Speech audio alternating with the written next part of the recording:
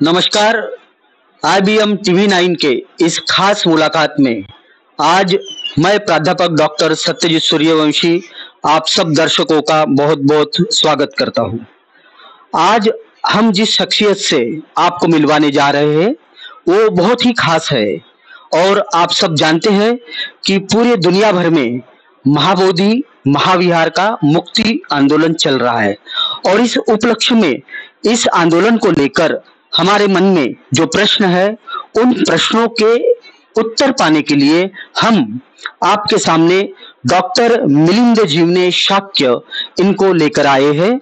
इनकी खास मुलाकात हम IBM TV9 के माध्यम से आपके सामने प्रस्तुत करने जा रहे हैं। वैसे तो डॉक्टर मिलिंद जीवने जी किसी परिचय के मोहताज नहीं है। नागपुर में हुई जागतिक बौद्ध परिषद के वे अध्यक्ष रह चुके हैं। इतना ही नहीं तो सिविल राइट प्रोटेक्शन के वे राष्ट्रीय अध्यक्ष है और एम्स विजिटिंग प्रोफेसर रह चुके हैं डॉक्टर BR अम्बेडकर सामाजिक विज्ञान विद्यापीठ महू के। तो ऐसे बहुप्रतिभाशाली व्यक्तिमत्व के धनी डॉक्टर मिलिंद जीवने शाक्य जी से हम आज महाबोधि महाविहार मुक्ति आंदोलन के बारे में वार्तालाप करेंगे। सर, आपका IBM TV9 के माध्यम से मैं बहुत बहुत स्वागत करता हूं और दर्शकों के द्वारा भी आपको बहुत बहुत बधाइयां देना चाहता हूं। वजह यह है कि आप लगातार महाबोधि महाविहार मुक्ति आंदोलन के बारे में सोशल मीडिया के माध्यम से और नियतकालिक के माध्यम से लिखते आ रहे हैं और इसीलिए हम आपसे जानना चाहते हैं कि दरअसल महाबोधि महाविहार की जो पार्श्वभूमि है वो क्या है, इस आंदोलन के पीछे दरअसल क्या कारण है। डॉक्टर मिलिंद जीवने जी। नमस्कार, जय भीम। महाबोधि महाविहार का जो आंदोलन है, इस आंदोलन को समझने के लिए पहले हमें भारत में अंग्रेज आना ये हमारे लिए बहुत मायने रखता है। अगर अंग्रेज भारत में नहीं आए होते और भारत गुलाम नहीं रहा होता तो सर कनिंघम इन्होंने जो शोध था प्राचीन बुद्ध पर जो बुद्ध जो विरासत थी उनका शोध हमको मिला नहीं होता। तो कनिंघम को हमें धन्यवाद देना होगा, उन्होंने बुद्ध विरासत को हमें परिचित कराया। उसके साथ ही उस जमाने में अंग्रेज पत्रकार रहे, ब्रिटिश पत्रकार रहे सर एडविन एर्नोल्ड, वो भारत आए और पुणे में डेक्कन कॉलेज के 4 साल प्रिंसिपल रहे और उसी टाइम में रियन डेविस उनकी किताब भी पब्लिश हुई थी बुद्धिज्म। तो बुद्धिज्म की रियन डेविस की जो कुछ किताब थी बुद्धिज्म, उस किताब के माध्यम से और कनिंघम ने जो शोध किया बुद्धिज्म का, जो बुद्ध विरासत का शोध किया, उस शोध ने एडविन एर्नोल्ड को बड़ा प्रभावित किया और एडविन एर्नोल्ड ये बुद्ध का चल गए जी। वो बुद्ध चले गए देखने के लिए। जब वो बुद्ध का चले गए वो कालखंड था 1879 का जी। वो कालखंड आपको समझना पड़ेगा, 1879 का कालखंड है और उस कालखंड में उन्होंने फिर देखा कि बुद्ध के आगे जो विरासत की जो बुद्ध की जो स्टैचू है बहुत कुछ बिखरे पड़े हैं। वहाँ के लोग गांजा पी रहे, दारू पी रहे, कुछ लोग आते लोग तो बलात्कार करना है, बहुत कुछ उसने देखा, उसको वेदना हुई। उसने फिर लाइट ऑफ एशिया किताब लिखी जी और नेचुरल हेराल्ड और टेलीग्राफ समन जो पत्रिका थी उन्होंने वहां देख लीजिए। इसी कारण दुनिया को बुद्ध का इतिहास मालूम हुआ। ये हमको पहले समझना पड़ेगा। 1879 की बात है, उन्होंने लाइट ऑफ एशिया किताब लिखी बुद्ध के ऊपर, बुद्ध की जीवनी के ऊपर। वो 1879 का इतिहास है। उसके बाद वो फिर अपने देश की वापस पड़ गए और फिर दोबारा 82 और फिर 1882 में वो भारत आए। भारत आने के बाद में बुद्ध के आ गए और उन्होंने बोधि वृक्ष को प्रणाम किया। बोधि वृक्ष को प्रणाम करने के बाद में वहाँ के जो महंत है उनको विनंती किया कि भाई हमें बुद्ध के 4 पत्ते चाहिए। और बुद्ध के 4 पत्ते लेके और श्रीलंका गए। 1882 की बात हो रही है और वहां होने के बाद में श्रीलंका में उनका बड़ा स्वागत हुआ और स्वागत होने के बाद और जो बुद्ध की 4 पत्ते बोधि की 4 पत्ते थी वो उसमें वास होने की डब्बी में उन्होंने रखा है वहाँ श्रीलंका में। उनकी भावना आप समझ सकते हैं। मुझे श्रीलंका गवर्नमेंट ने बुलाया था तो मैंने वो चीज देखने को मुझे मिली, इतिहास मुझे मालूम हुआ। अगर मैं श्रीलंका नहीं गया होता तो इतिहास मुझे मालूम नहीं रहा होता। तो वहाँ पेपर में बहुत बहुत जानकारी हुई, वहाँ स्वागत हुआ उनका। तो इसके कारण लोगों को ज्यादा जानकारी हुई। पहले 1879 को जानकारी हुई मिली, लेकिन उसके बाद में 1882 को ये बहुत ज्यादा जानकारी मिली। और जो नागरिक धर्मपाल है उन्हें भी इसकी जानकारी मिली। फिर वो 1891 में भारत आते हैं। नागरिक धर्मपाल 1891 में भारत आते हैं। लेकिन एडविन अर्नोल्ड जापान भी जाते हैं, उनको बताते हैं कि बुद्ध की ये है जो विरासत है, बुद्ध क्या है, उसका हाल क्या है, वो उनको वेदना कितनी होती है वो बताते हैं। और वो बातें जापान के लोग भी बोलते हैं कि मैं बुद्ध के आंदोलन के लिए मैं मरने को तैयार हूँ। ये पहला स्टेटमेंट जापान में एडविन अर्नोल्ड ने दिया है।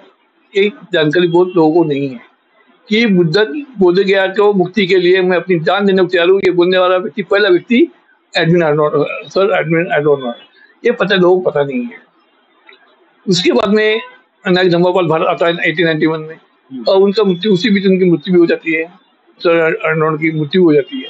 फिर वो आंदोलन ये चलाते हैं, महाबोधि सोसाइटी की स्थापना करते हैं, महाबोधि सोसाइटी ऑफ श्रीलंका की स्थापना करते हैं, और वो भारत आते हैं 4 बंदे के साथ में, और वो आंदोलन शुरू करते हैं। कलेक्टर को मिलते हैं, गियरसन तक वहाँ के कलेक्टर रहते हैं, उनसे मिलते हैं और कहते हैं कि भाई ये सरकार ने इसको कब्जा करना चाहिए। गियरसन जो कलेक्टर थे बुद्ध गया के, वो बोलते कि नहीं, ये जो प्रॉपर्टी है ये मान की है।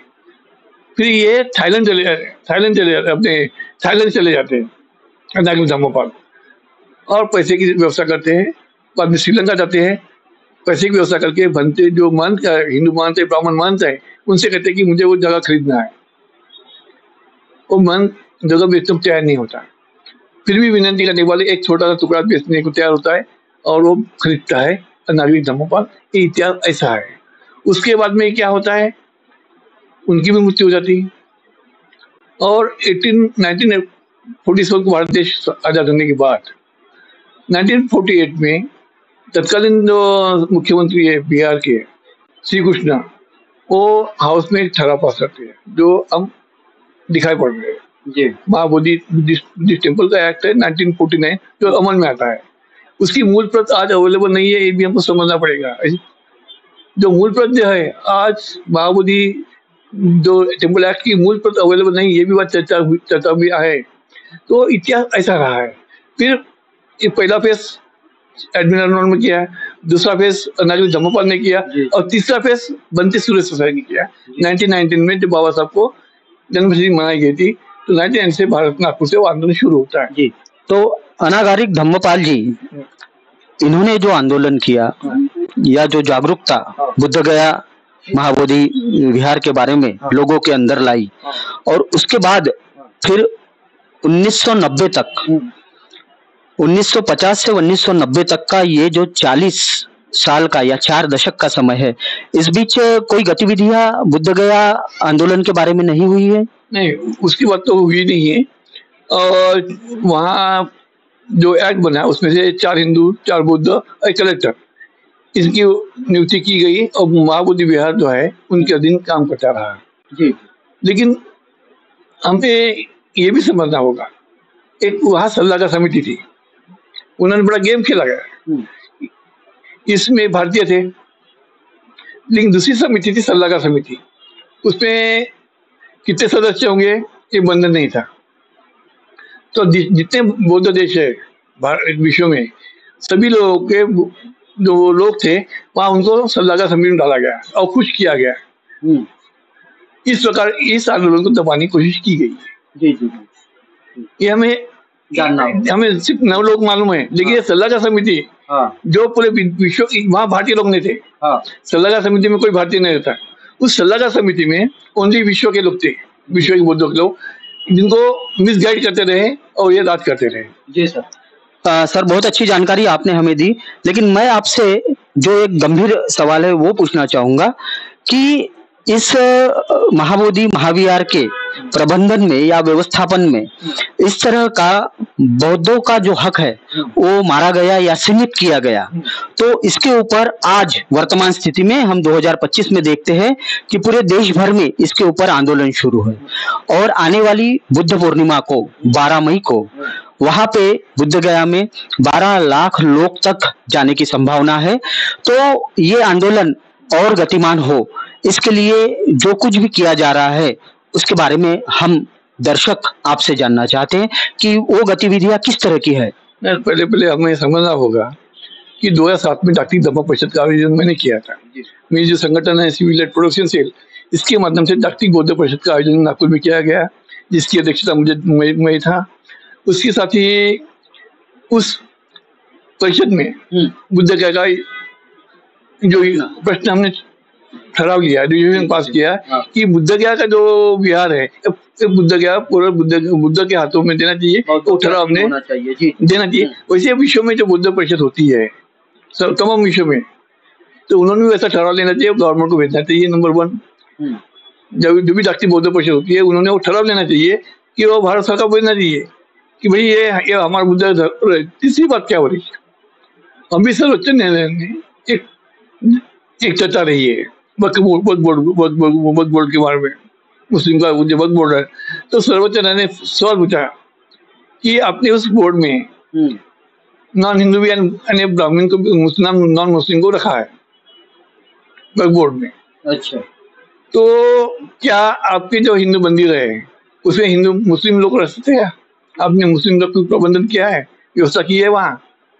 अगर आपने मुस्लिम लोगों की आपकी जो हिंदू मंदिर के टेम्पल में जो व्यवस्था नहीं की है, तो यहाँ तुम दावा क्यों कर रहे हैं? ये सुप्रीम कोर्ट का सवाल है।